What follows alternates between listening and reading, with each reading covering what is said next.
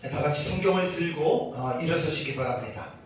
봉독해 드릴 하나님의 말씀은 에베소서 4장 31절과 32절의 말씀을 봉독해 드리겠습니다. 이것은 하나님의 말씀입니다. 너희는 모든 악독과 노함과 분냄과 떠드는 것과 비방하는 것을 모든 악의와 함께 버리고 서로 친절하게 하며 불쌍히 여기며 서로 용서하기를 하나님이 그리스도 안에서 너희를 용서하심과 같이 하라. 아멘. 네, 앉으시기 바랍니다. 설교 전에 권사님 기도하신 내용이 제가 참 설교자로서 되게 은혜가 됩니다. 에베소서 지금 설교한 내용이 기도가 그대로 에베소서의 기도 그 내용이 그냥 기도로 나오니까 제가 너무나 은혜를 받았습니다. 이런 기도 내용이 좀 영상에 녹화가 되고 있으면 참 좋겠는데, 어쨌든 우리 기도라는 게 그렇죠. 그냥 내 생각대로 하는 기도보다도 하나님의 말씀에 기초하고 하나님의 말씀에 근거하여 하는 것이 그게 진정한 기도입니다. 지금 에베소서를 1장부터 쭉 지금 이렇게 보고 있는데, 권사님 조금 전에 기도하신 내용이 진짜 막 내가 들어도 은혜가 돼요. 에베소서에 쫙 나타난 그 특히 사역자 같은 거 너무 중요합니다. 그래서 이제 성도들이 이렇게 잘하고 또 우리가 악한 영들과 또 천사들과 악한 영들에게 또 사람들에게 하나님의 지혜를 알리는 거, 이게 에베소서에서 우리에게 교훈하고 있는 내용이거든요. 어쨌든 참 말씀을 전하는 설교자의 입장에서 또 설교를 듣고 성도들이 그런 말씀을 다시 이렇게 기억하고 또 기도하고 살아갈 때 설교자는 그게 가장 행복한 거예요. 목사가 설교했는데 성도들이 목사의 설교도 알아듣지도 못하고 또 뭐 그런 삶을 살아가세요 했는데도 전혀 삶하고는 유리된 삶을 살아가면 목사는 사실 걱정 근심을 많이 합니다. 내가 잘못 가르쳤나 그럴 수도 있는데, 어쨌든 참 기도가 너무나 말씀 안에서 쭉 흘러 형제에게 너무나 감사했습니다. 자, 오전에는 제가 29절과 30절에 있는 말씀을 가지고 제가 설교를 했죠. 웬만하면은 사실 25절에서 32절까지를 1시간에 그냥 설교를 딱 마치죠. 1시간에 마치는데, 제가 지금 이제 4시간의 설교를 하잖아요. 왜 그러냐면 25절부터는 이제 구체적으로 성도된 입장에서 무엇을 버리고 무엇을 입어야 되느냐, 그것을 지금 이제 19절에서 24절까지는 땅에 속한 옛사람을 벗어버리고 하늘에 속한 새사람을 입으라. 하늘에 속한 땅에 속한은 제가 이제 수식해서 하는 말이고요. 왜냐하면 그렇게 표현하는 게 좋습니다. 옛사람은 땅에 속한 본성이고 새사람은 하늘에 속한 본성이에요. 저는 계속 이거를 의도적으로 제가 옛사람 할 때는 땅에 속한, 새사람 할 때는 하늘에 속한 그 출처를 저는 계속해서, 조금 문장이 길어도 계속해서 제가 그걸 강조하고 있는 것이죠. 그래서 우리가 거짓말하지 말아라, 부들 내어도 죄를 짓지 말아라, 도둑질을 하지 말아라, 더러운 말 하지 말아라, 성령을 근심하게 하지 말아라, 누가 모르겠습니까? 교회를 다니는 사람들이 다들 기본적으로는 알고 있는 내용들이에요. 근데 기본적으로는 알고 있는 내용들인데 이렇게 살기가 또 쉽지 않잖아요. 그러니까 제가 많은 어떤 내용을 한 시간에 막 5, 6, 7, 8가지를 말하기보다는 원래 한 가지씩 하는 게 좋아요. 아까도 제가 오전에도 더러운 말 할 때 그 더러운 말만 가지고 1시간을 해도 흥분했거든요. 근데 이제 그 성령을 근심하게 하지 말아라, 이게 너무나 중요한데 이거를 제가 조금 이제 설교 시간에 마지막 부분에 넣어가지고 그 뒤에 중요한 그 성령에 대한 이 부분이 우리가 이제 경험되어지는 부분이거든요. 이론이나 지식이 아니라 이런 부분들을 본다는 게 너무너무 제가 아쉬워요.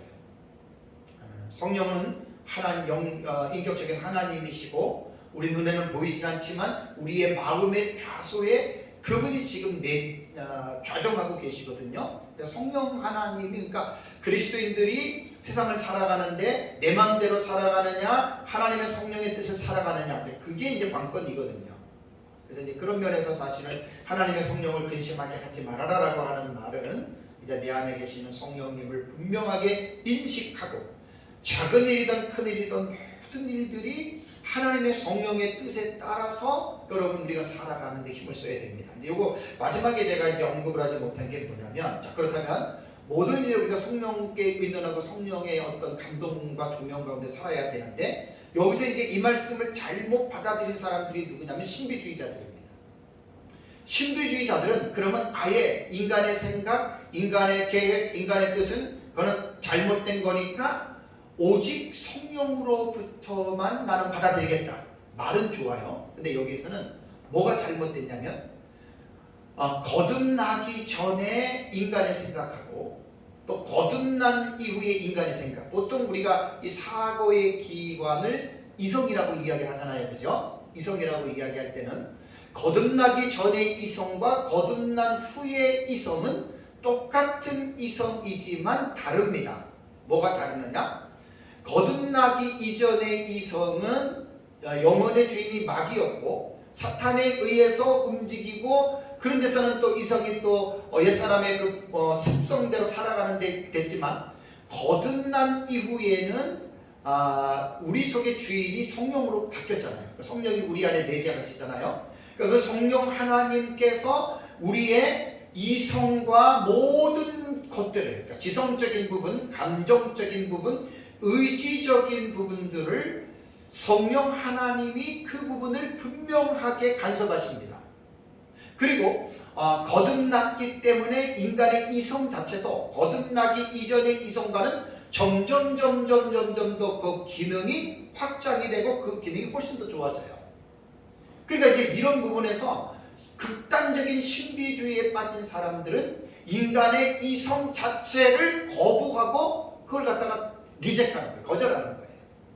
그리고 마치 이제 여기 제가 조금 전에 깊이 좀 오전에 말씀드린 대로 마치 모든 일을 성령과 의논하고 성령과 함께 살아가야 된다라고 하는 이런 말들을 오해해서 심한 사람은 어떤 사람이냐면, 옷을 살 때에도 하나님 내가 오늘 옷 사러 가는데 어디를 가야 됩니까? 기도해요. 그럼 기도하면 동대문을 가라.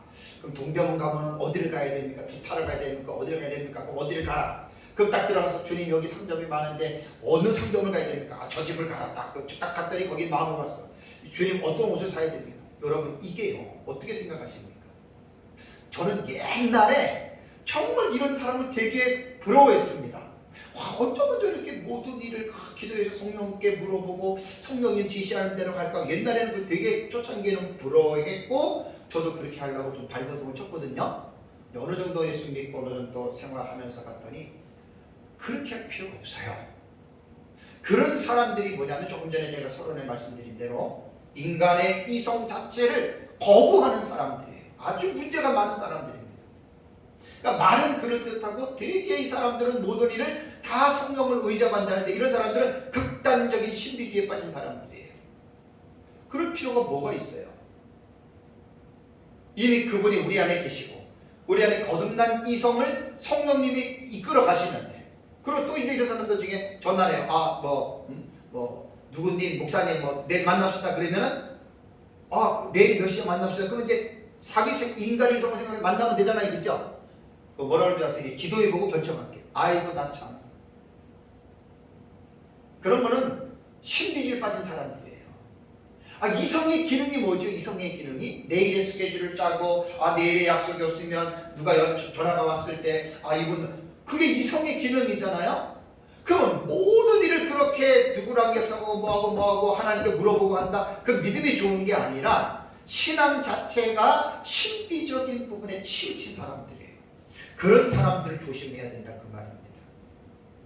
그러니까 하나님의 성령을 근심하게 하지 말아라고 하는 말은 성령이 모든 일에 너 밥 먹을 때 오른손으로 먹어, 물 몇 시에 마셔, 몇 시에 자, 그러시는 분 아니에요. 성령을 그렇게 생각하면 전혀 안 되는 거거든요. 주님이 우리 안에서 꼬치꼬치 그런 분 아니거든요. 그러니까 거듭난 이성은 거듭난 이성대로의 충분히 이 세상에서 살 수 있는 그 기능을 우리가 무시하면 안 된다는 말입니다. 그리고 이제 거듭난 우리는 성경 말씀을, 하나님의 말씀을 알고 있기 때문에 늘 우리의 마음속에서 성경이 계속해서 우리의 생각이 나잖아요, 그죠? 그 말씀 따라서 살면 되는 거예요. 다만 이제 어떠한 중요한 일들을 결정할 때에는 기도가 필요할 때가 있죠. 그때는 좀 깊이 기도한다라고 하는 말은 복잡할 때에는 하나하나 차분하게 우리가 몇 시간 할 수도 있고 며칠 할 수도 있고 그럴 기도가 필요할 때는 그렇게 하시는 거고, 그 외에 조그만 것까지 주님 내가 지금 밖에 나가는데 왼쪽으로 갈까요? 오른쪽으로 갈까요? 이거 웃긴 말이에요. 그건 진짜 그 신앙이 아닙니다. 그래서 하나님의 음성을 듣는다, 성령의 음성을 듣는다, 그런 경우는 극단적인 신비주의에 빠진 사람들은 이런 부분들을 의외로 너무 많이 강조하고 그러는데, 하나님의 음성을 들었다라고 하는 말은 인간의 감정의 기관을 통해서 성령님이 또 이렇게 조명을 통해서 하기도 하지만, 하나님의 음성을 들었다라고, 성령의 음성을 들었다라고 하는 말들은 조심하지 않으면 3계명을 범하는 죄를 짓게 됩니다. 여호와 이름을 망령되게 일컫게 됩니다. 그러니까 내 생각도 있고 내 생각 속에 하나님이 줄 수 있잖아요, 성령이. 그걸 자꾸만 고집하는 사람들은 하나님이 이렇게 말씀했다, 그러면 그건 절대적인 개념입니다. 하나님 말씀했으면, 만약에 하나님 말씀하신 것을 내가 아니라 그러고 그걸 내가 거역하면 그 사람 나한테 뭐라는 줄 아세요? 나는 그 사람에게 사탄이 되는 거예요. 조심해서 하나님의 이름을 망령되이 일컬으면 안 돼요. 그래서 하나님의 음성을 들었느니, 성령의 음성을 들었느니, 성령이 이렇게 하셨느니, 40년 신앙생활하면서 그런 사람들을 주변에서 이렇게 가까이 보면은 기도하는데 하나님 음성 들었다? 90%는 자기 생각입니다. 그러면 내 생각이 다 틀렸습니까? 아니죠. 거듭난 이성과 거듭나기 전의 이성은 절대로 같은 레벨로 보면은 안 돼요. 그래서 좀 하나님의 성령을 근심하게 하지 말라라고 하는 이 부분에서는 기도에 아주 몰두하는 사람들, 목회자든 성도든 간에 그런 사람들을 종종 만나보면 늘 그런 사람들을 통해서 하나님이 깨닫게 하는 게 그런 겁니다. 사실 하나님의 뜻은요, 성경을 깊이 알면 웬만한 거 기도할 내용들이 거의 없어요. 그냥 하나님의 뜻 성경에 다 나와 있어요. 그냥 말씀을 모르니까 그냥 하나님 뜻 안다고 하면서 그런 사람들이 대부분 보면은 자기 생각을 가지고 싸우는 거예요. 그러니까 마지막에 이제 몇 시간 금식기도 하다가 딱 내리는 결론 보면 대부분 자기 생각으로 이게 하나님 뜻이다 이렇게 얘기를 하거든요. 근데 내가 한 명 본 게 아니에요, 한두 명. 정말 불쌍한 사람들입니다. 그래서 기도 많이 하는 사람들을 제가 주변에서 이제 유심히 이제 이렇게 보면은 거의 대부분이 그렇게 합니다. 진짜 기도 많이 하는 사람은 어떤 사람인지 가르쳐 드릴까요? 2시간, 3시간, 5시간 한다고 기도 많은 게 아니라, 기도를 제대로 하는 사람들은 삶을 보면은 말씀대로의 삶이 딱 나타납니다. 제가 40년 신앙생활하면서 제가 깨달은 거예요. 정말 기도의 사람들은 몇 시간 그런 거 강조 안 해요. 삶 자체가 하나님의 말씀 안에서 그대로 나타나는 사람, 진짜 기도하는 사람입니다. 그래서 하나님의 성령을 근심하게 하지 말라라고 하는 것은 인격적인 하나님이시기 때문에 그분이 우리 안에서 매사에 꼬치꼬치 너 일어서 앉아 물 먹어 가. 그런 하나님이 아니에요. 그런 하나님이 아니에요.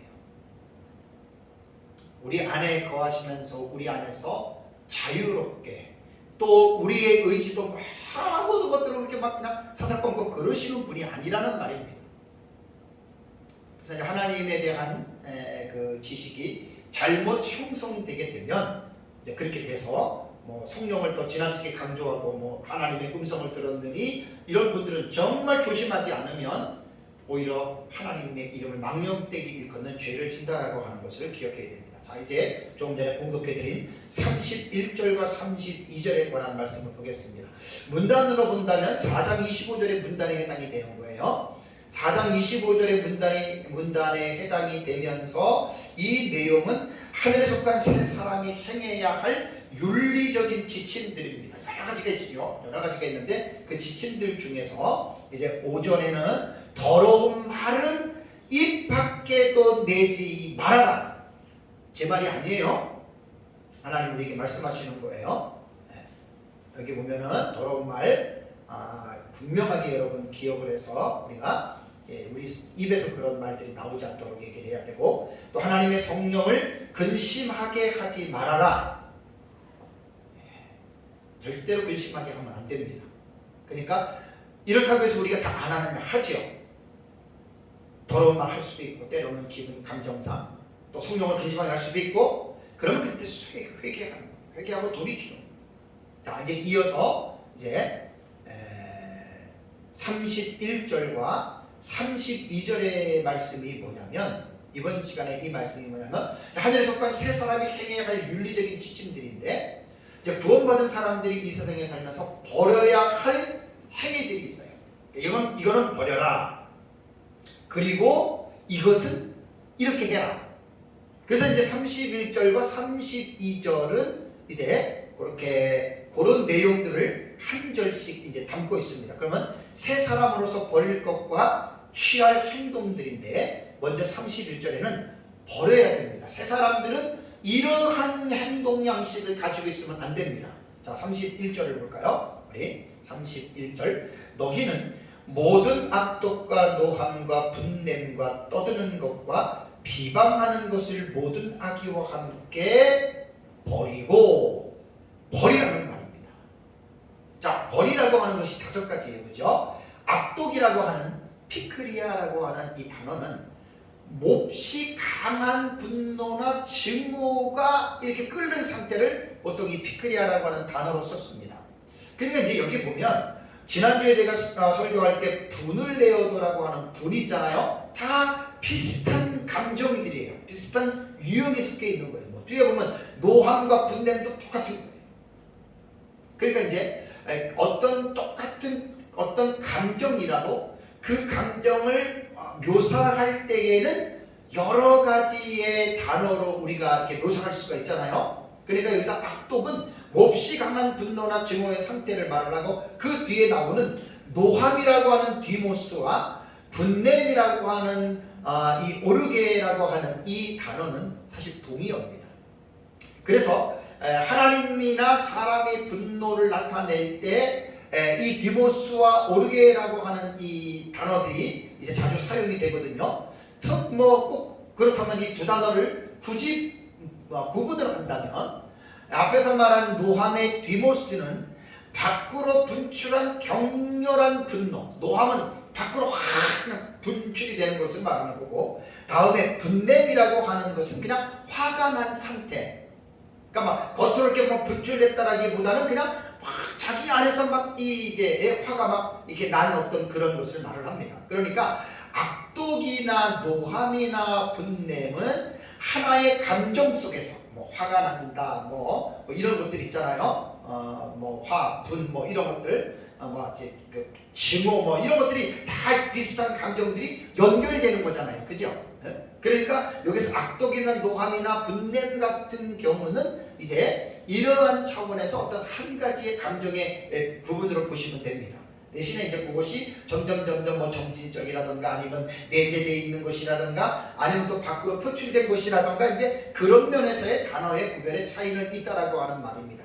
중요한 것은 뭐냐면 하늘에 속한 세 사람을 입은 사람들은 악독과 노함과 분노는 가지고 있으면 안 된다. 버리라는 거예요.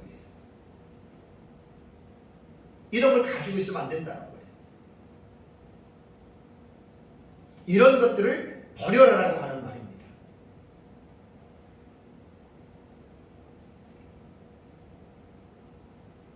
사람은 누구나 악독과 분냄과 노함을 이러한 행위들이 나오는 기본적인 감정을 우리는 무시할 수는 없잖아요.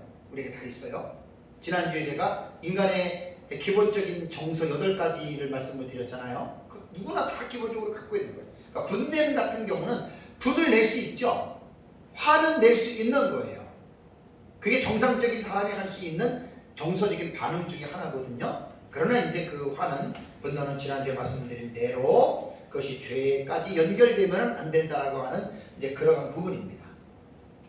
다음에 이제 네 번째는 뭐죠? 네 번째는 떠드는 것을 버리라 그랬죠. 떠드는 것.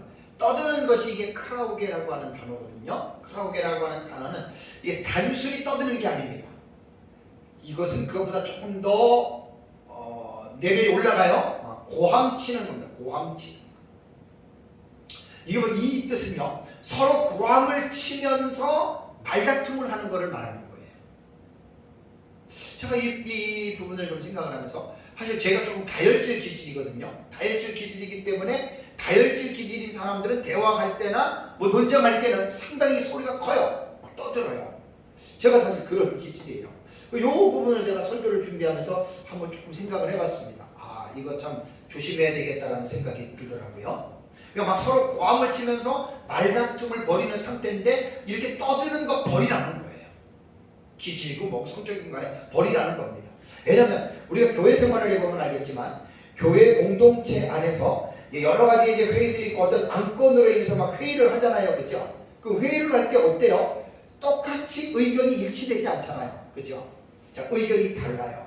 다르면 어떻게 하지요? 그 다른 의견을 조율하는 과정 속에서 이제 좋게 조율되는 경우도 있지만 어떤 경우에는 조금 다툼이 일어나고 논쟁이 일어나죠. 그죠? 막 그러다 보면 이제 사람의 성격이나 기질에 따라서 뭐 공동회의를 하던 재직회를 하던 당회를 하던 간에 교회에서 뭐 여전대회 뭐 무슨 회의를 하던 간에 어떤 안건이 일치가 안 될 때는 그것이 조금 고함을 치면서 말다툼을 벌일 수 있다는 거예요. 그거 버리라는 거예요. 하나님의 말씀이 하라 그러면 하고 하나님의 말씀이 하지 말라 그러면 안 하는 것이 그게 순종이거든요. 떠드는 것을 버리라는 거예요. 그래서 제가 이거를 설교를 준비하면서 제 나름대로 생각을 했습니다. 앞으로 무슨 뭐 목사들의 회의 어떤 회의에 있더라도 뭔가 안 맞으면은 떠드는 것을 버려야 되겠다. 이거 되게 중요해요. 여러분 우리 국회를 보십시오. 국회 어때요? 그게 떠드는 거예요. 손가락질하고 집어던지고 나가고 그 떠드는 거예요. 하늘에 속한 새 사람을 입은 우리 그리스도인들은 특히 교회 공동체 안에서 떠드는 소리로 말을 해서는 안 된다는 거예요. 뭐 목회자들 모임이든지 교회 성도의 모임이든지 간에 떠드는 소리로 큰 소리로 고함치는 것들은 아무리 오라도 하지 말라는 것입니다. 왜 그러냐면 그것이 교회 공동체 안에서 회의를 할 때 점점 크게 떠드는 소리가 나가면 고성이 높아지면서 그것이 고성으로 끝나나요? 삿대질로 가고 서로의 감정이 상하게 되고 또 감정이 격하게 되면 등을 돌리게 되는 거예요. 그래서 떠드는 것 버리라는 말입니다. 다섯 번째는 뭘 버려야 됩니까? 비방을 버리라고 그랬죠. 비방이라고 하는 말은 블라스페미아 많이 들어보셨죠? 요한계시록 설교할 때 이 블라스페미아 많이 제가 말씀을 드렸잖아요. 이 블라스페미아의 고전 헬러 문법의 용례를 보면은 이게 블라스페미아는 욕설, 중상, 비방으로 사용이 됐습니다. 근데 이 욕설과 중상과 비방이 대상이 신을 향해서 하는 경우는 이것이 뭐라 그랬어요? 신성 모독죄가 된다 그랬죠. 그래서 요한계시록 13장 6절에 바다에서 올라온 짐승인 저 그리스도가 하나님을 비방한다고 했는데 여기서 하나님을 비방할 때 비방이 이 블라스페미아라고 하는 단어라 그랬잖아요. 계시록 13장 6절을 보면 짐승이 입을 벌려 바다에서 올라온 짐승이거든요. 이게 저 그리스도예요. 하나님을 향하여 비방하되 그러니까 이 블라스페미아가 대상이 하나님을 향할 때에는 이것은 신성을 모독하는 욕설이 된다 그 말이에요. 본절에서 사용된 이 블라스페미아는 하나님을 향한 그게 아니고 성도들끼리 서로 욕하고 비방하는 그것을 말하는 거예요. 그러니까 교회 공동체 안에서는 서로를 향한 비방을 하지 말라는 겁니다. 목회자나 성도끼리 또 목회자들 사회에서도 비방하지 말라는 거예요. 왜냐하면 교회 공동체 안에서 서로를 향해서 비방을 하게 되면 하나 된 공동체가 어떻게 해요? 위기를 겪어요. 위기가 격하게 되면은 하나가 분열되거든요. 여러분 에베소서 4장 3절에 되게 중요한 말입니다. 평안에 매는 줄로 성령이 하나 되게 하신 것을 힘써지게. 교회는 성령이 하나 되게 했습니다. 근데 왜 많이 그렇게 깨지고 갈라지고 분열하죠? 이런 것 때문에 그런 거예요. 비방을 안 하면 갈라질 수가 없지요. 자꾸만 비방해 보세요.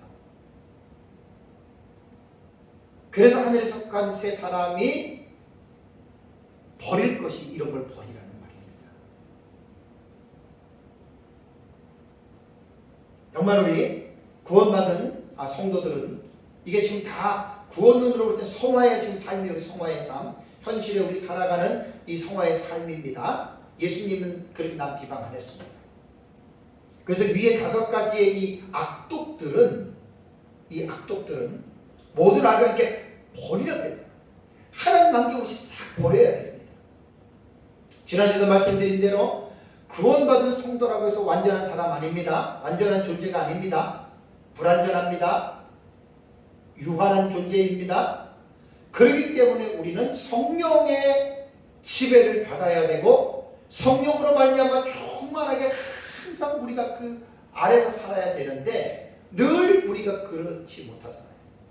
늘 그렇지 못하기 때문에 우리도 순간순간에 우리 어떤 영적인 힘이 약해지고 그러다 보면 나도 모르게 옛사람이 행했던 악독, 노함, 분냄, 떠드는 것, 비방이 나도 할 수 있다는 거예요. 나도.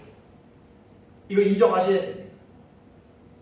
그래서 바울은 에베소 교회 성도들에게 이렇게 교훈하는 이유는 한 세 사람을 입은 교회 공동체 안에서 이러한 5가지의 일들을 버리지 않고 교회 공동체 안에서 이러한 5가지의 이 행위들이 계속해서 일어나게 된다면 성령이 하나 되게 한 교회가 자꾸만 깨트려진다고 하는 말입니다.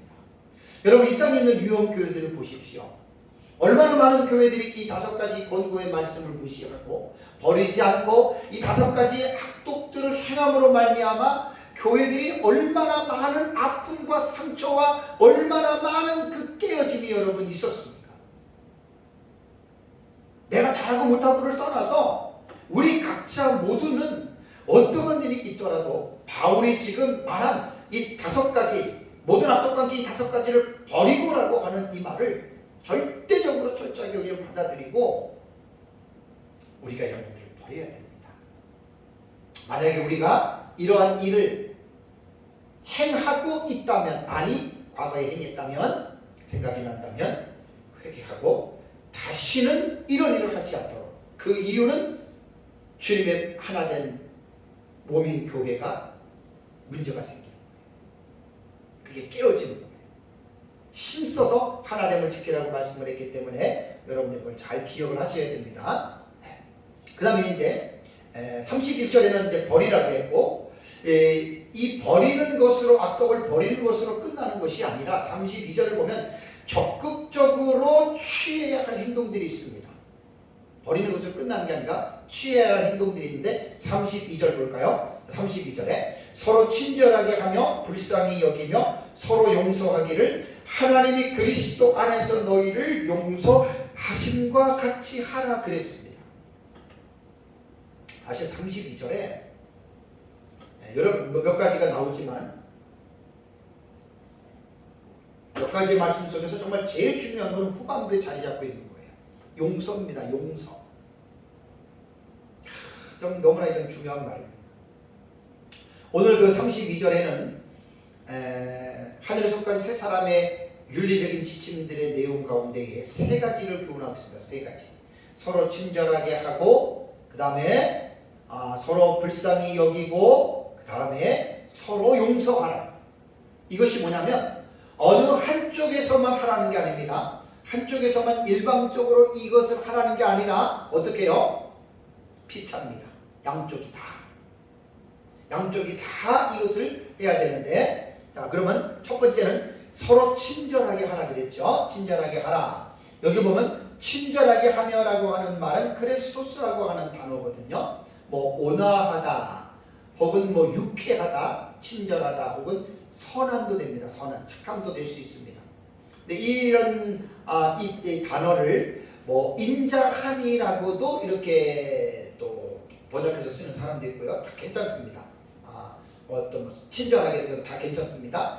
여기서 인자하기라고 하는 이 친절하게라고 하는 이 형용사는요, 이 에베소서 안에서는 이 크리스토스가 어떻게 사용이 됐냐면 하나님께서 죄인들에게 베푸시는 친절함, 하나님께서 죄인들에게 베푸시는 인자함, 이렇게 번역이 됐거든요. 어디? 2장 7절에. 에베소서 2장 7절을 보면 이런 그리스도 예수 안에서 우리에게 자비하심으로써 그 은혜의 지극히 풍성함을 오는 여러 세대에 나타내려 함이라고 했잖아요. 그러니까 죄인인 우리들에게 베푸시는 그 은혜가 하나님의 자비심에서부터 이것이 나왔다는 말입니다. 그런데 여기서 서로 친절하게 하면서 크리스토스라고 하는 말은 서로 구원받은 우리 지체들끼리, 성도들끼리 서로가 이렇게 친절하고 인자하게 대하라는 말입니다. 목사든 성도든 성도끼리든 간에 우리 교단이든 다른 교단이든 할 것 없이, 교회는 사실 그 유형교회에서 하나하나 지역적인 교회의 의식보다는 영적으로 하나된 무형교회에 대한 의식을 모든 교회 성도들이 가져야 됩니다. 우리 교단만, 우리 교파만 아닙니다. 그래서 우리는 피차에 서로입니다. 나만이 아니라 서로 이렇게 친절하게 인자한, 자비로도 될 수도 있고, 이렇게 여러분 우리가 이렇게 해야 됩니다. 그 이유는 왜 그런 줄 아십니까? 성경에서 하나님이 우리에게 선을 요구하시고 옳은 행동을 요구하실 때에는 하나님은 그렇지 않는데 우리에게 그러라고 하시는 게 아니라 하나님은 그러하신 분이라는 겁니다. 모든 선한 행동들의 모티프가 어디에 있냐면 하나님 자신에게 있습니다. 이건 대단히 중요한 겁니다. 그래서 하나님의 자비하심은 은혜를 모르는 배은망덕한 사람들에게도 하나님의 자비가, 인자가 나타나요. 누가복음 6장 35절을 보면 그는 은혜를 모르는 자와 악한 자에게도 인자하시느니라. 사람은 손이 안으로 굽는다고 우리에게, 나에게 좋고 내게 잘해주는 사람에게 우리는 항상 좋은 어떤 뭘 주잖아요. 하나님은 그런 건 아닙니다. 하나님의 친절한 자비에는 한계가 없습니다. 마태복음 5장 45절을 보면 이같이 한즉 하늘에 계신 너희 아버지의 아들이 되리니 이는 하나님이 그 해를 악인과 선인에게 비추시며 비를 의로운 자와 불의한 자에게 내려주시리라. 이게 하나님의 인자하심입니다. 믿는 우리에게만 햇빛과 비를 주는 게 아니라 하나님을 대적하는 악한 존재들에게도 하나님은 그들에게 친절하게 대하는 거예요. 그들에게 인자하게 대하는 거예요. 정말 어렵죠? 우리 사람은 어때요? 나에게 잘해주고 또 내게 모든 좋은 것 주는 사람들한테는 우리도 잘하지만 반대로 나에게 어떤 안 좋은 영향을 끼치는 사람들에게 우리가 이렇게 자비할 수 있나요? 우리가 이렇게 인자하게 할 수 있나요? 저 잘 못해요. 정말 저 제일 힘든 게 이 부분이에요.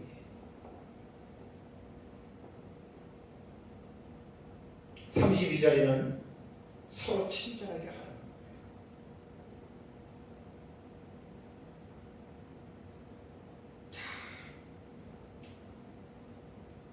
정말 말씀대로 산다고 하는 것은 우리 힘으로는 정말 부족합니다.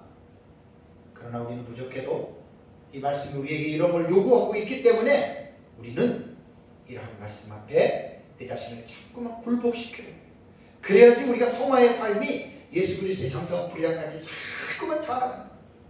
교회 다니면서 신앙생활 하면서 그냥 성화에는 관심이 없고 그냥 복받는 일에만 관심이 있고 성공하는 일에만 관심이 있고 자식 잘 되는 일에만 관심이 있어가지고 그냥 밤낮 입만 열면 그런 거 하는 사람들은 성화의 삶이 되게 더딘 사람들이 돼요. 예수 믿는 거는 이런 성화의 삶이 점점 깊어지고 성숙해야 됩니다. 그래서 우리는 새 사람을 입었기 때문에 모든 사람들에 대해서 친절하게, 자비, 인자 다 들어갑니다. 이렇게 해야지. 왜 이렇게 해야 되는 줄 아십니까? 성령이 하나 되게 하신 교회의 몸이 어떻게 해요? 정상적이고 건강하고 아름답게 자랄 수 있기 때문에 그렇다는 거예요. 교회의 지체들끼리 성도들끼리 목사와 성도끼리 친절하지 않고 불친절하고 싸우고 그러면 그 교회가 어떻게 되겠어요? 나 교회 안에 불화가 생기고 점점 깊어지면 교회가 쫙쫙 갈라지잖아요. 두 번째는 서로 불쌍히 여기라고 했습니다. 여기 서로 불쌍히 여기며라고 하는 이 말은 유스플랑크노스라고 하는 이 단어인데 뭐 인정이 많다 혹은 자비로운 이러한 뜻을 갖고 있어요. 그러니까 여기에는 이제 앞에 단어도 뭐 자비나 인자를 말했지만 여기서 말하는 유스플랑크노스라고 하는 이 단어는 연민의 감정, 비슷한 어떤 감정이지만 그 감정을 좀 더 깊이 세분화해 보면은 언어가 단어가 달라요. 연민의 감정을 가지고 자비를 베푸는 거예요. 연민의 감정을 가지고 하는 거라는 말입니다. 이게 뭐냐면 그래서 불쌍히 여기라는 거예요. 연민의 감정이 없으면 상대방을 불쌍히 여길 수가 없지요. 왜 그래야 된 줄 아십니까? 구원받은 성도라고 완전한 존재가 아니에요. 다른 사람들의 허물만 막 보고 마치 나는 허물이 없는 것처럼 생각하는 사람도 간혹 있죠. 그래서 남의 눈에 티만 보고 티만 빼려고 그러는데 예수님이 뭐라 그랬어요? 내 눈에는 들보가 있다고 그랬잖아요. 그게 우리들의 모습일 수 있습니다. 참 조심해야 됩니다. 불완전한 존재라고 하는 말은 나는 완전하고 너는 불완전하다는 말이 아닙니다. 당신도 불완전하지만 나도 불완전합니다.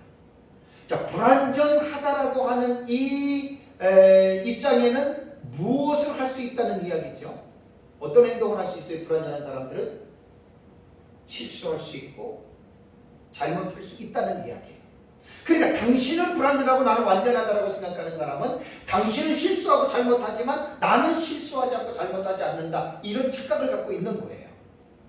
그래서 자기도 잘못하면서도 상대방의 잘못만 지적하는 사람들이 있죠. 아닙니다. 똑같습니다.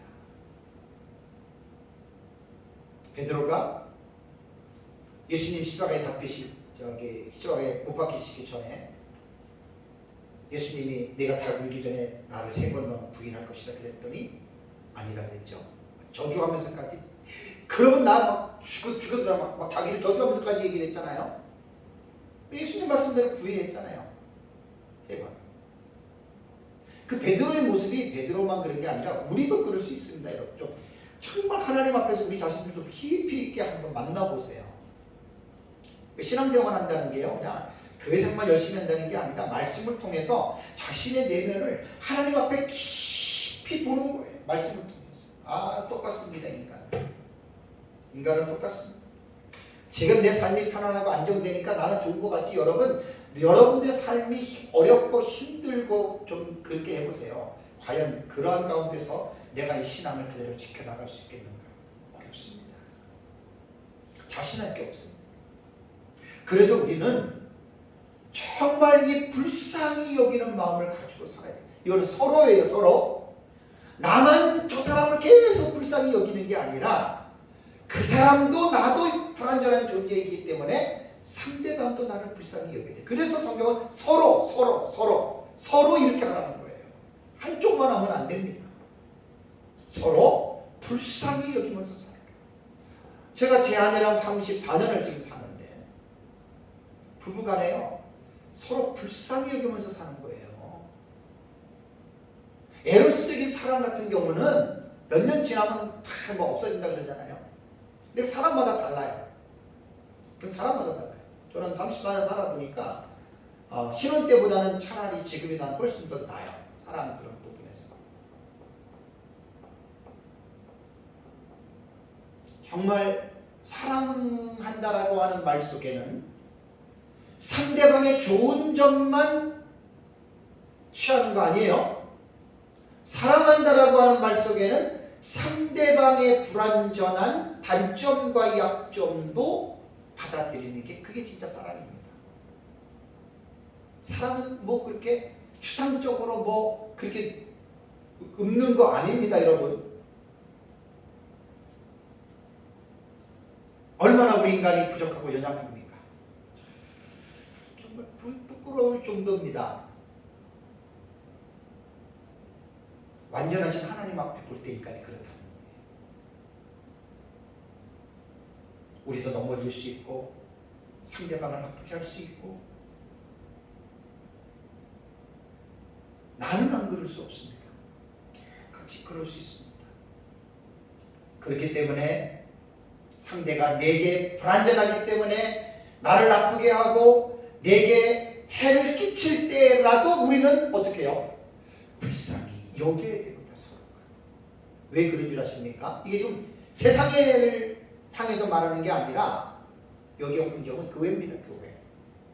성령께서 하나가 되게 하신 이 교회 안에서 목사든 성도든 피차에 불완전하니까 서로에게 아픔을 줄 수 있고 문제를 일으킬 수 있다는 이야기거든요. 그럴 때 서로 불쌍히 여기라는 거예요. 문제를 지적하고 손가락질하고 그러지 말고 서로 불쌍히 여기라는 겁니다. 다음에 세 번째는 뭐라고 그랬죠? 서로 용서하라. 설교를 준비하면서 헬라의 원문에 들어가서 동사가 나오면 제가 관심을 많이 갖습니다. 32절의 문장을 쭉 보니까 동사가 두 번 나와요. 동사가 두 번 나오는데 용서하라라고 하는 동사가 두 번 나와요. 보세요. 서로 친절하게 불쌍히 여기면 서로 용서하기를 그랬죠. 그죠? 요 동사가 나오고 맨 뒤에 그리스도 안에서 너희를 용서하신과 같이 하라 그랬죠. 그죠? 동사가 두 군데 나와요. 용서하라가. 그래서 제가 분해라 그래요. 영어로는 passing이라고 하는데 이 동사가 법, 시상태, 성수격을 다 봐야 되거든요. 그러면서 이제 이 동사를 그럼 어떻게 읽어야 되냐 그렇게 하면 되게 재밌어요. 첫 번째 이 32절에 용서하라는 동사 두 번째 첫 번째는 명령적 분사 현재 중수 디포테로 나와요. 그러니까 처음 듣는 사람은 이게 어렵지만 우리 문법 공부할 때 다 배우는 거거든요. 이거. 그럼 이거를 이렇게 딱 파싱 분해가 됐으면 그대로 해석하면 돼요. 두 번째 동사는 이거는 직설법이에요. 명령법이 아니라 분사가 아니고 직설법이에요. 법이 달라요. 그리고 이것은 과거 중간 디포트예요. 이게 도대체 뭔 말일까? 이제 처음 듣는 사람은 뭔 말일까 하지만 이제 공부를 하는 우리들은 이제 의미를 알거든요. 자, 그렇다면 첫 번째 맨 처음에 나오는 용서하기를 그랬잖아요. 그죠? 서로 용서하기를 그럴 때 용서하기라는 이 말은 카리조메노이라고 하는 이 단어는 카리조마이의 원형의 분사인데 명령적 분사입니다. 이런 건 정말 여러분 첫 번째 동사는요 이 명령적 분사라 그랬어요. 잘 보세요. 명령적 분사면서 현재형이고 중수 디포테라고 나와요. 처음 듣는 사람은 어렵지만 뭐 의미를 설명해주면 어려운 거 하나도 없어요. 자, 중수 디포테 그 다음에 주격 이인 남성 복수예요. 뭐 성수격은 그냥 뭐 특별하게 뭐 이런 거 하고 빼놓고 요것만 보면은 법하고 시상하고 태를 보면은 여기서 결국은 다 이제 이 동사가 무엇을 우리에게 요구하는지를 알 수가 있어요. 그렇다면 서로 용서하기를 이라고 하는 말을 그대로 우리가 이것을 여러분 읽는다면은 자 여기서 이게 그 중수 디포테 중간태이면서 수동태를 갖고 있는 디포테라고 하는 뭐 능동태, 수동태 뭐 이런 태가 그 중간태 그런 형태라는 말이에요. 디포테는. 그렇다면 이게 뭐냐면 일단은 수동태에 대한 의미는 뭐냐면 타에 의한 것이에요. 내 스스로 하는 것은 능동태고 중간태도 제가 뭐라 그랬죠? 중간태는 모양은 수동태로 나오는데 해석은 능동태로 하라 그랬죠. 그죠? 요게 이제 중수 디포테라고 부르는 거예요. 그러면 이 중수 디포테는 어떻게 하냐면 어쨌든 수동태가 들어갔기 때문에 중간태는 이제 그렇게 하지만 여기 수가 들어갔으니 수동태라고 하는 또 의미가 들어갔거든요. 그럼 중간태로 보면서 수동태로 뭐 해석하라 그런 건데 타에 의해서 자신을 위한 자발적인 행동 뭐 이런 뜻이에요. 그럼 이제 이거를 가만히 서로 용서하기를 이라고 하는 말을 여기 이제 수동 명령이라고 하는 것은 뭐냐면 명령이기 때문에 이것은 취사 선택이 아니에요. 명령법은 그게 명령법이에요. 하나님이 명령법을 하나님께 하라고 했기 때문에 거기 노하면 안 돼요. 중간태는 아까 말씀드린 대로 능동적인 모양은 수동태지만 능동으로 해석하라 그랬습니다. 그죠? 능동으로. 그리고 이게 현재라 그랬죠. 현재. 현재는 뭡니까? 지금이에요. 항상. 지금. 그러면 하나님이 여기 보면 서로 용서하기를 이라고 하는 말은 뭐냐면 명령으로서 능동적으로 상대를 어떻게 해요? 용서해 주라는 거예요. 항상입니다. 항상. 계속. 분사는 그 현재 용서하는 것 이렇게 있지만 현재형은 계속 현재이기 때문에 이것도 그냥 계속적인 용법으로 우리가 용서를 하라고 하는 것으로 첫 번째는 생각하면 되고, 두 번째 보면은 그 32절 마지막에 용서하신 것 같이 그랬잖아요. 그죠? 여기에는 이 에카리사토라고 하는 이 단어는요, 똑같은 동사는 똑같습니다. 카리조마인데 이건 직설법이에요. 두 번째는 뭐냐면 직설법, 과거, 이 중간태로 나와요. 직설법, 과거, 중간 디포테. 중간태를 뭐 디포라고도 또 얘기하고 하는데 어쨌든 여기 보면은 중간 디포테로 나오거든요. 그러면 이제 왜 이렇게 헬라어는 이런 것들을 구분하느냐? 구분하는 의미가 있죠.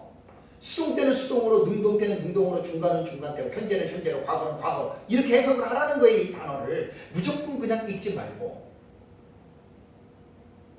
그러니까 여기서 보면은 여기는 중간 디포테잖아요. 아까 수동, 중수, 디포테 같은 경우는 수동적인 의미를 가지고 그 중간태를 해석하라는 말이고, 이거는 수동태가 없고 중간태니까 그냥 이 중간태 같은 경우는 자기를 위한 거예요. 방향이 자기를 위해서 스스로 그 일을 하라, 그런 뜻입니다. 여러분, 이거는 중간태는 그런 의미라 그랬어요. 되게 중요해요, 헬라어에서. 그러면 여기서 보면은 직설법 과거잖아요. 그죠? 직설법에는 시간이 해당된다 그랬죠. 그죠? 과거, 현재, 미래. 자, 그러면 뭔 말입니까? 용서하심과 같이라고 하는 말이 과거로 됐다면 이 용서하심이라고 하는 말은 언제 용서한 그 상황을 말하는 거죠? 과거에 이 용서하신 이 상황을 말을 하는데 32절에 보면 그 해답이, 그 힌트가 나와요. 뭐죠? 하나님이 어떻게 해요? 그리스도 안에서 너희를 용서하신 것 같이. 언제 용서했지요? 하나님이? 과거에. 여러분 얼마나 놀랍습니까? 두 번째 용서하신 것 같이라고 하는 에카리사토는 직설법 과거예요. 그러니까 이거는 용서하기라고 하는 말은 이미 과거에 용서했던 그 사실, 그 사건을 가지고 중간 디포테이기 때문에 너희들 자신을 위하여 서로 용서해 주라고 하는 그런 말입니다.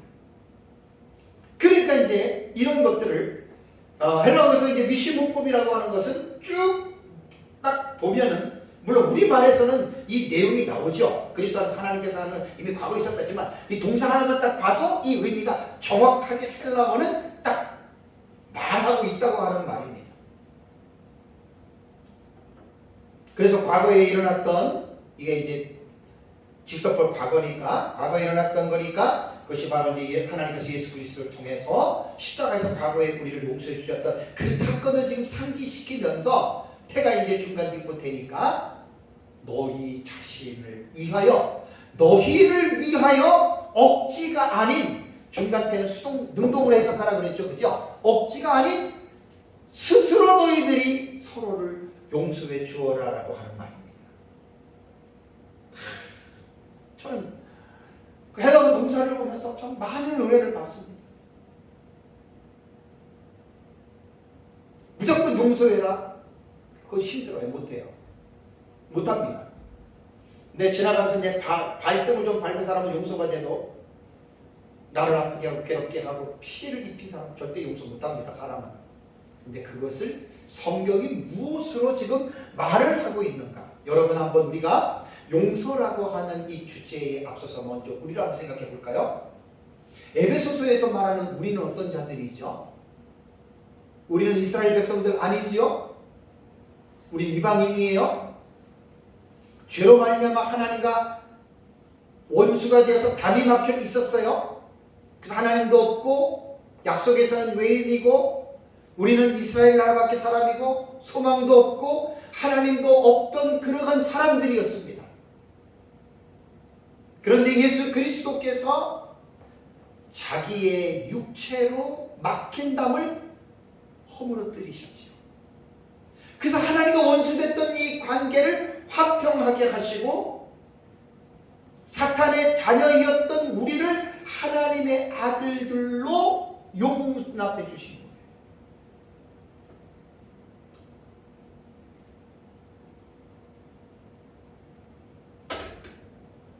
우리들의 삶을 보면 우리가 무슨 착한 짓을 했다고 우리가 하나님이 용서받을 수 있습니까? 없습니다. 우리는. 예수 그리스도 때문에 예수님 때문에 우리는 값없이 우리는 의롭다함을 얻은 거예요. 여러분. 이 에베소서에서 말하고 있는 거거든요. 우리가 용서받지 못한 우리가 용서를 받은 거예요.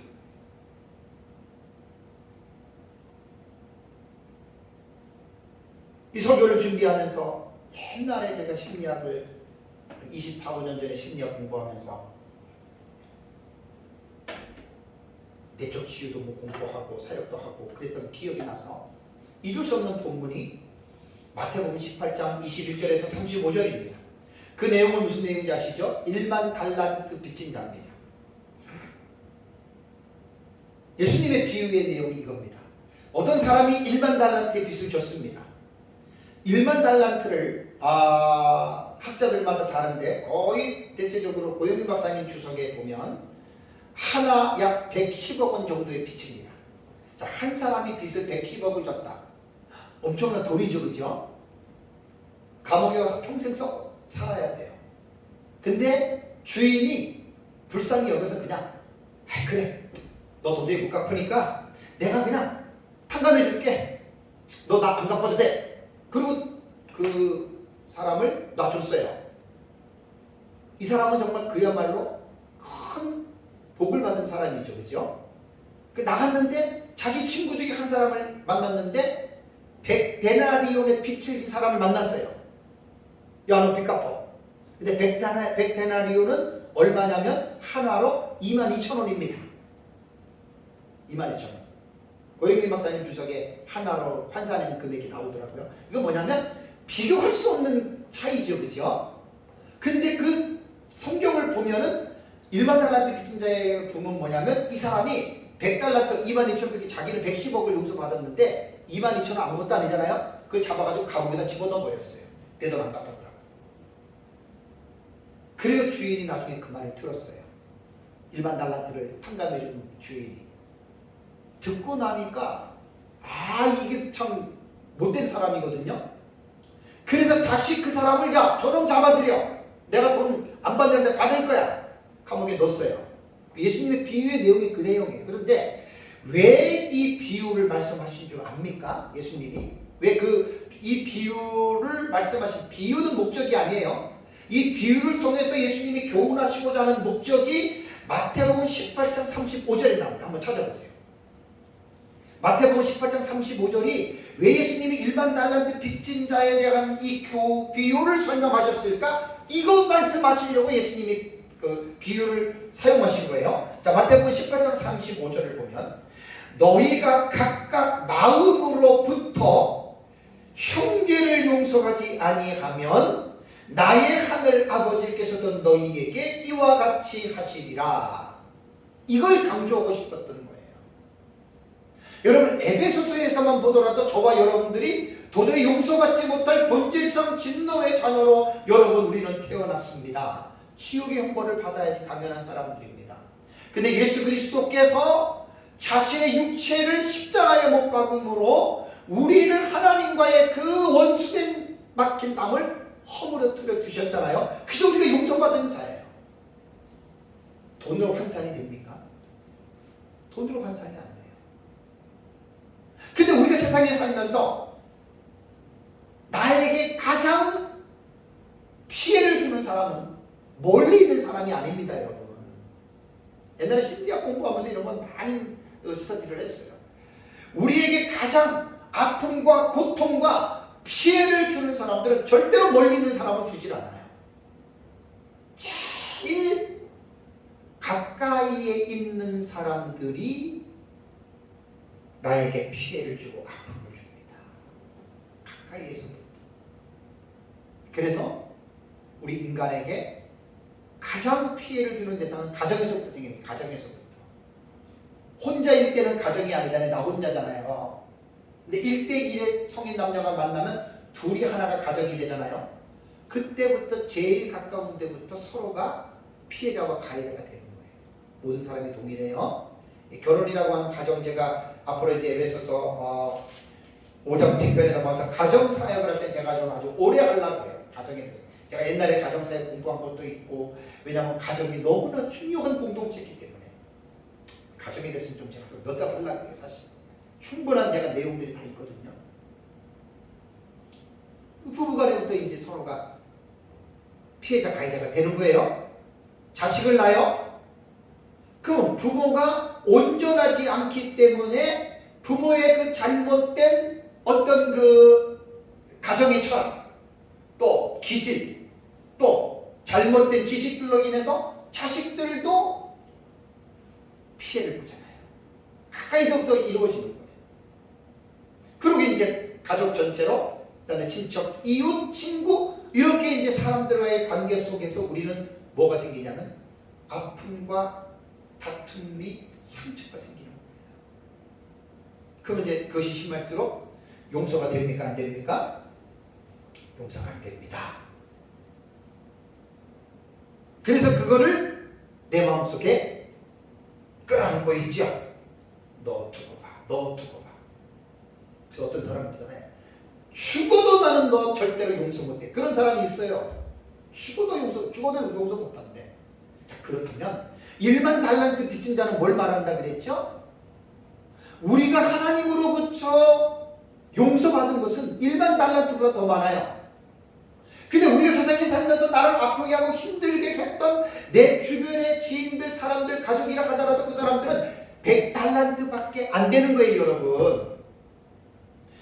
그 마태복음 18장에 1만 달란트 빚진 교훈은 그걸 강조하는 거예요. 그러면서 예수님은 뭐냐면 너희들이 용서받지 못할 그 죄를 하나님으로부터 용서받은 자들로서 세상에 살면서 관계를 통해서 주어지는 아픔과 피해를 통해서 너희가 용서하지 못한다면 너희들은 1만 달란트 빚진 자와 똑같은 자다. 그것을 지금 여러분 말을 하는 겁니다. 그래서 제가 옛날에 용서에 대해서 설명할 때 여러분 뭐라 그랬습니까? 용서는 누구를 위해서 용서해 줘야 된다 그랬죠? 네. 맞아요. 나에게 피해를 준 사람, 그 사람을 위해서 용서하는 게 아니고 나를 위해서 용서하는. 기가 막힌 게 뭐냐면 두 번째 지금 여기에 용서하신 것 같이 하나가 중간태로 되어 있다 그랬죠. 그죠? 네? 그리고 이게 분사 명령적 이게 중간태예요. 이게 중간태는 뭐라 그랬어요? 누구를 위한 거예요? 자기를 위한 거예요. 자기를 위해서 스스로 하는 거예요. 중간태는 너무나 이게 딱 맞는 거예요. 용서라는 게. 심리학에서 보면은 통계들을 보면은 피해자들 가운데 상대방으로부터 억압과 고통과 이 피해를 본 사람들이 가해자를 용서하지 못하고 미움과 원망과 증오를 가지고 계속 사는 사람들은 어떻게 되는 줄 아십니까? 병에 걸려요. 정신적으로, 육체적으로. 심한 경우에는 암으로 딱 갑니다. 이건 통계가 나왔습니다. 심리학에서.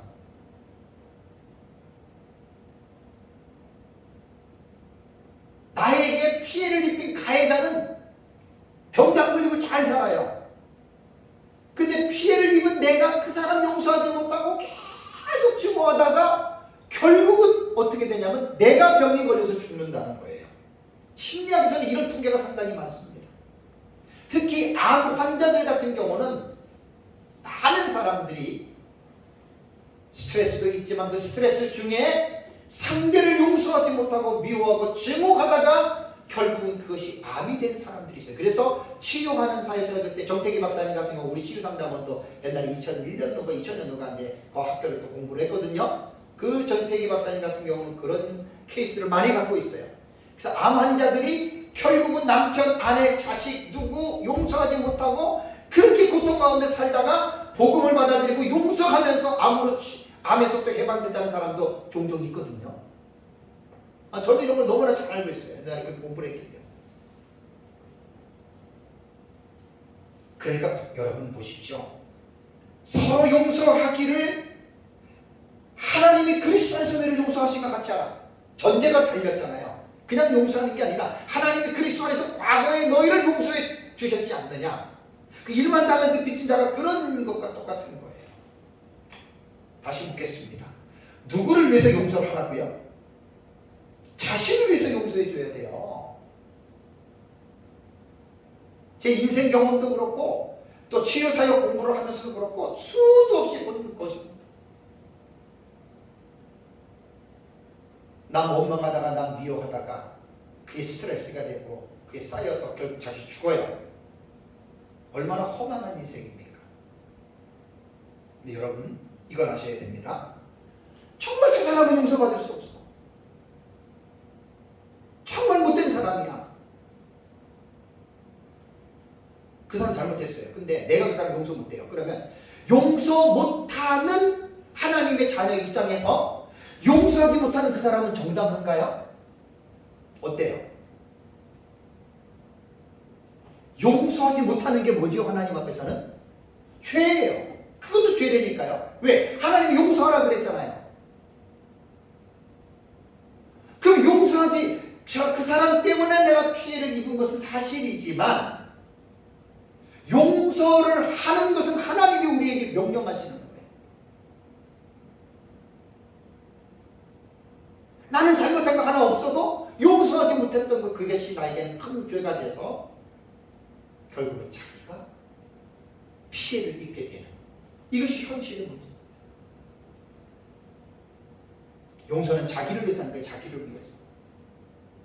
나에게 어떠한 아픔과 어떠한 고통을 주었더라도 그 사람을 위해서 용서하는 게 아니에요. 누구를 위해서?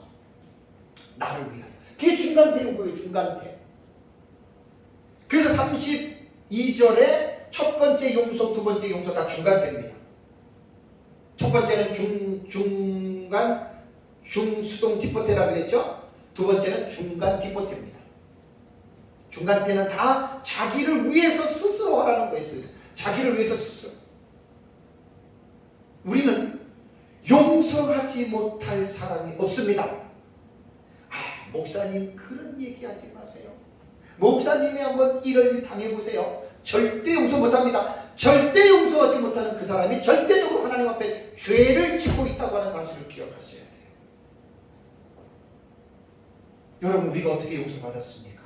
정말 저와 여러분들이 하나님의 용서를 받을 만한 자격이 있었던 사람입니까?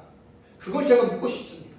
저와 여러분들이 정말 하나님 앞에 용서받을 만한 자격과 그러한 일을 한 사람들입니까? 여러분 우리가 전혀 우리는 용서받을 수 없는 사람입니다.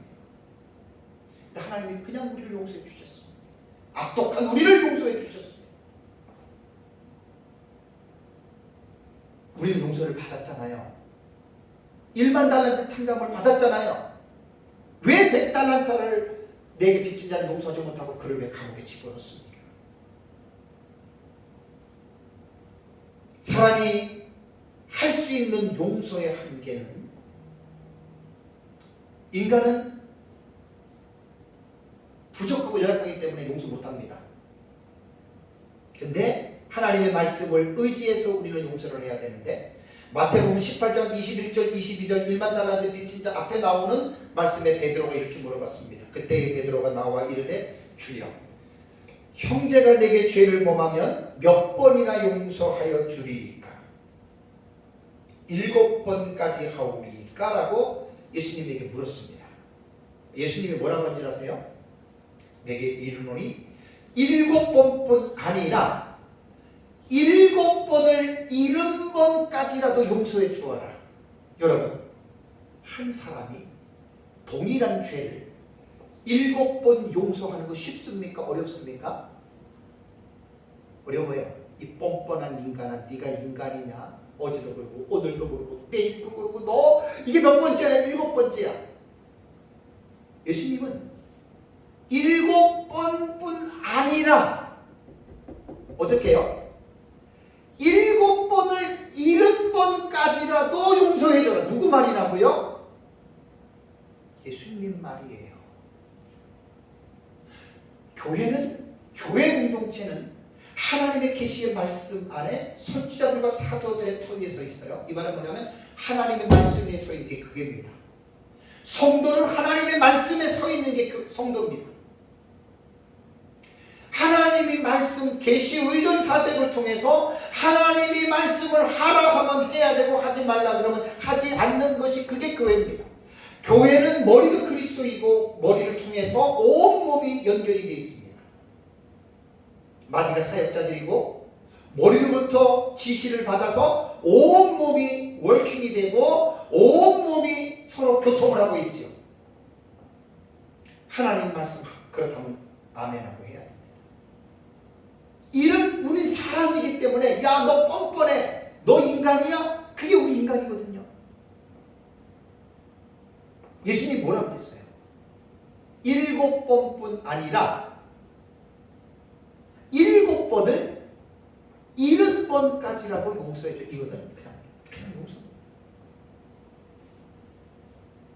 이게 하나님의 용서지요. 이것 때문에 여러분 우리가 용서받은 거예요. 우리 구원받고 하나님 자녀 돼가지고 늘 우리가 하나님을 기쁘시게 하는 삶을 사나요? 살다 보면은 옛날에 속품 나오고 옛날에 욕심 나오고 우리 다 그러잖아요. 여러분 하나님이 우리를 얼마나 많이 용서해 주시는 줄 아세요? 7번씩 70번도 훨씬 더 넘습니다.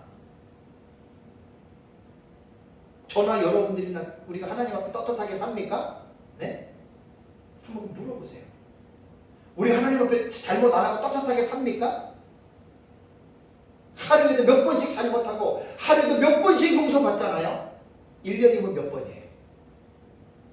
77에 49, 490번 더 돼요. 그죠? 1년만 사나요? 제 예수님 40년을 살았는데 그 하나님이 다 용서해 준 거예요. 저를.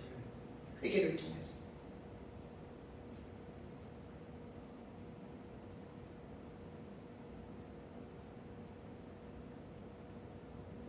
용서 대단히 중요합니다. 다시 말씀드립니다. 상대를 위해서 하는 게 아니에요. 용서는 자기 자신을 위해서 용서합니다. 그래서 용서를 잘하는 사람이 건강해요. 정신적으로도 건강하고 모든 면에 건강합니다. 용서를 못하는 사람은 자기가 병이 걸립니다. 미워하고 원망하다가 인생을 제대로 펴지도 못하고. 여러분 예수님 잘 믿어보세요. 하나님 말씀 잘 순종해보세요.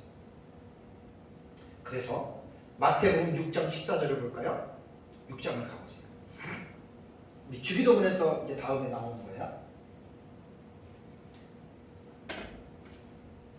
주기도문에 나오는데 마태복음 6장 14절 15절 마태복음 6장 14절 15절 읽겠습니다. 너희가 사람의 잘못을 용서하면 조건절이에요.